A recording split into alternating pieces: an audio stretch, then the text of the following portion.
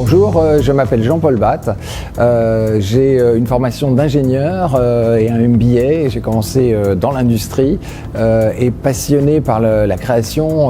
Ensuite j'ai travaillé au Centre Pompidou et puis j'ai monté mon entreprise pour développer les relations entre les créateurs et les entreprises, ce qui m'a mené assez naturellement par la suite à prendre la direction du VIA, que je dirige depuis 7 ans.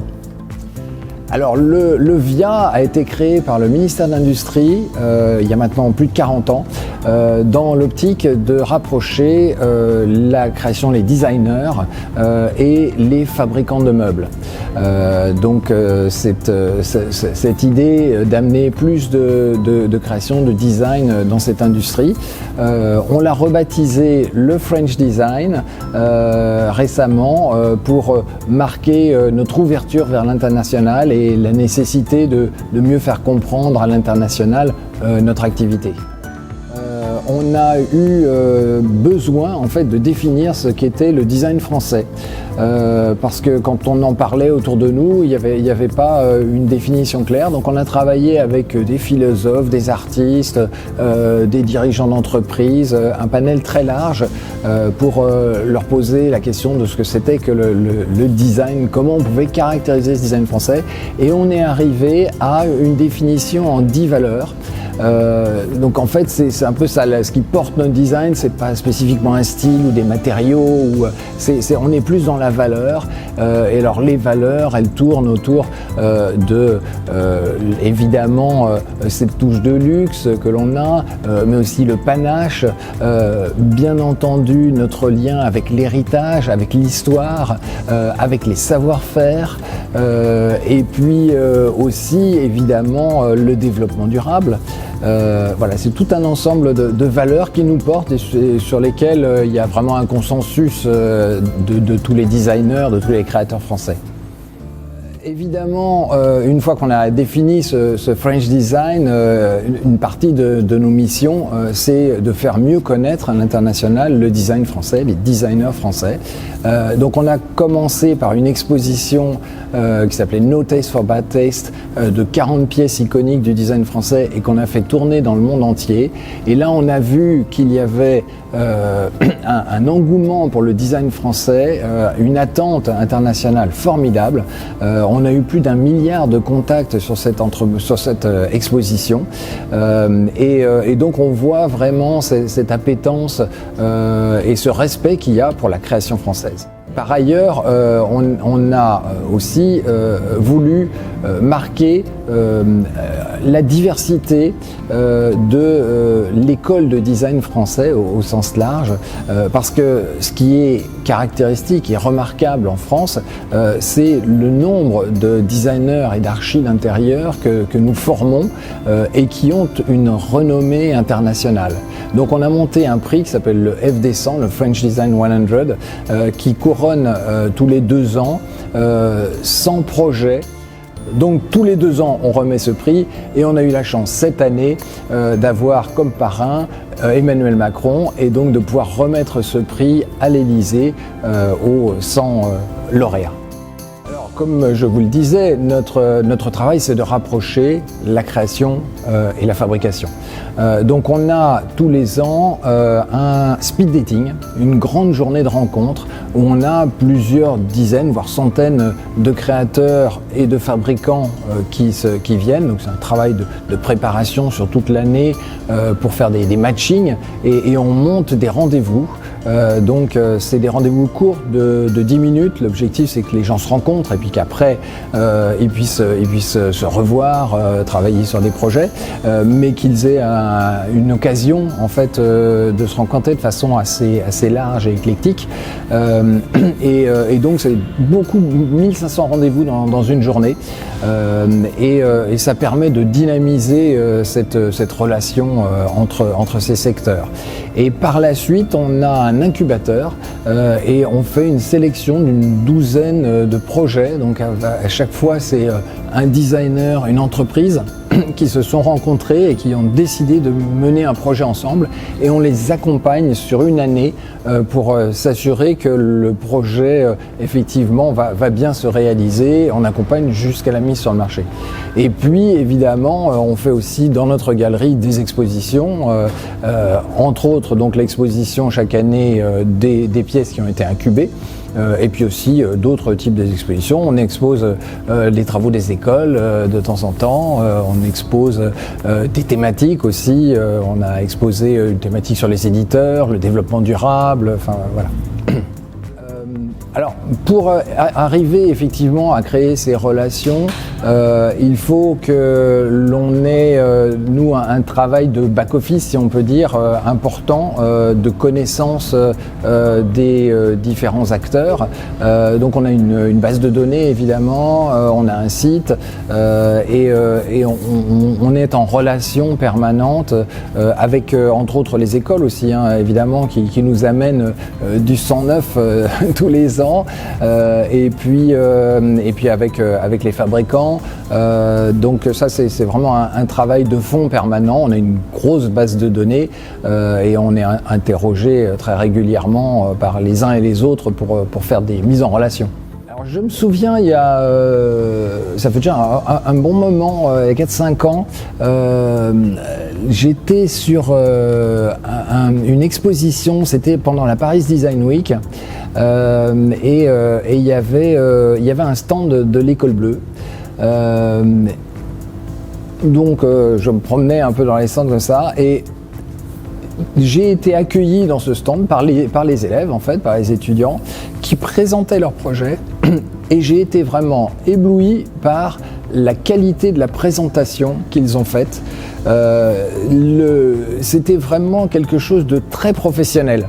C'est-à-dire qu'ils n'ont pas simplement présenté un projet avec un côté un peu artistique, voilà, ouais, oui, c'est sympa, c'est beau, qu'est-ce que vous en pensez, etc.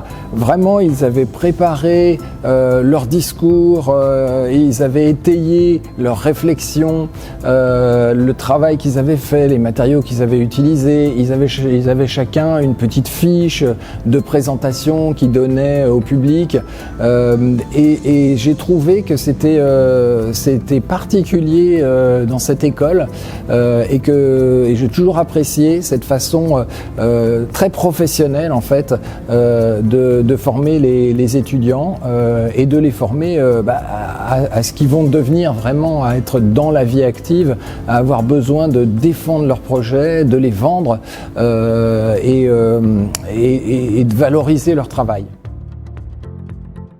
On a toujours des relations avec les écoles, et évidemment, comme je vous disais tout à l'heure, ça nous amène effectivement des nouveaux designers, évidemment. On expose de temps en temps aussi les écoles, et puis on a un travail avec les anciens, évidemment, très régulier. Donc, par exemple, je vous parlais tout à l'heure de cette exposition qui a fait le tour du monde avec les pièces iconiques. Une des pièces, c'est celle de Jean-Marc Gady, qui s'appelle le Cagot, qu'il a dessiné pour Pérouin. Et donc cette pièce, elle a fait le tour du monde.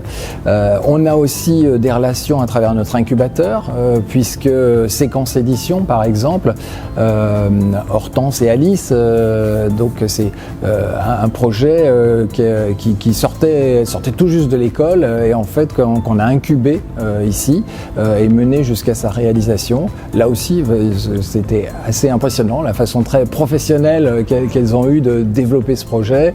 Dès la première année, d'aller le montrer sur un salon, enfin c'est vraiment un très beau travail.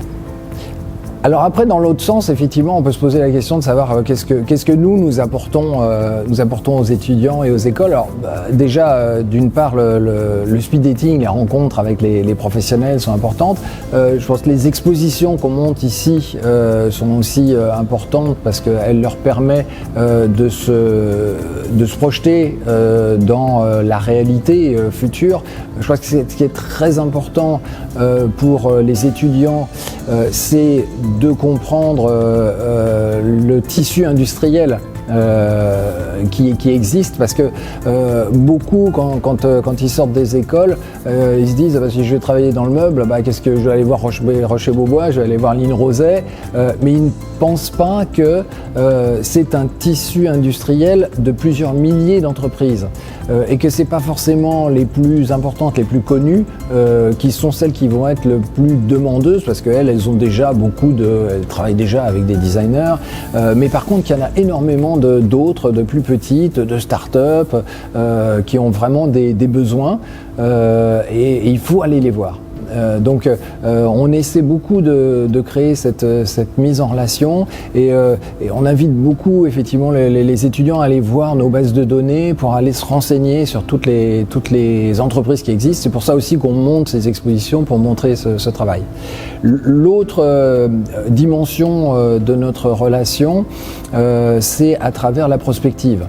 Parce que nous menons des études, des recherches prospectives dans notre secteur tous les ans, il y a une nouvelle recherche, un cahier de tendance qui sort. On a défini 4 grands angles de prospective,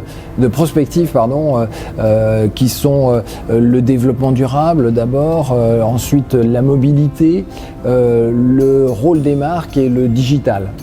Donc on travaille ces sujets-là, c'est des grandes recherches que l'on fait qui durent sur plusieurs années, et puis on sort des cahiers de tendance, des expositions.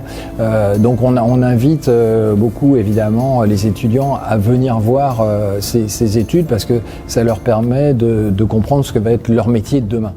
Je pense que sur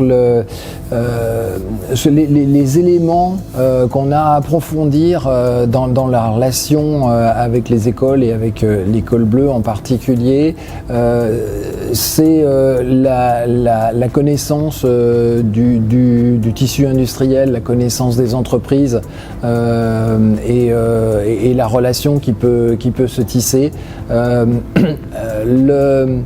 Il y a une problématique quand même en France, j'en parle parce que je suis partie du Conseil national du design, qui est la reconnaissance du design dans l'industrie, et même dans tout notre pays.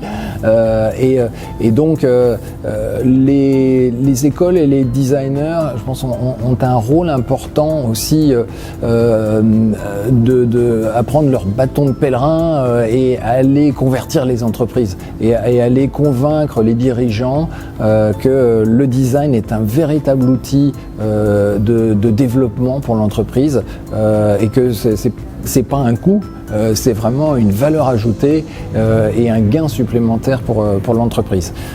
Donc ça, je pense que c'est quelque chose qu'on doit faire ensemble. Et j'espère que dans l'avenir, on pourra plus travailler sur cette dimension. Pour parler de notre actualité, en fait, des prochaines choses à voir et où effectivement j'invite tous les étudiants de l'école bleue à venir nous retrouver ici. On a actuellement une exposition qui met en valeur les projets d'archi d'intérieur dans le monde entier, avec donc qui porte ce rayonnement français. À la rentrée en janvier, on a une exposition qui s'appelle Design Impulse, qui reprend un peu ce dont je viens de parler, qui est cette idée que le design amène une vraie valeur ajoutée, une vraie dynamique dans l'entreprise. Et on a sélectionné 8 entreprises dont on montre comment le design a véritablement transformer, booster l'entreprise dans sa production vers l'international, donc un vrai travail de fond. Donc ça, je pense que ce sera une exposition très intéressante pour les étudiants. Et puis par la suite, on va avoir une exposition sur le design durable. Donc là, avec une sélection de pièces très pointues qu'on devrait faire dans plusieurs lieux en plus, qui va être très intéressante sur cette problématique qui est tout à fait d'actualité.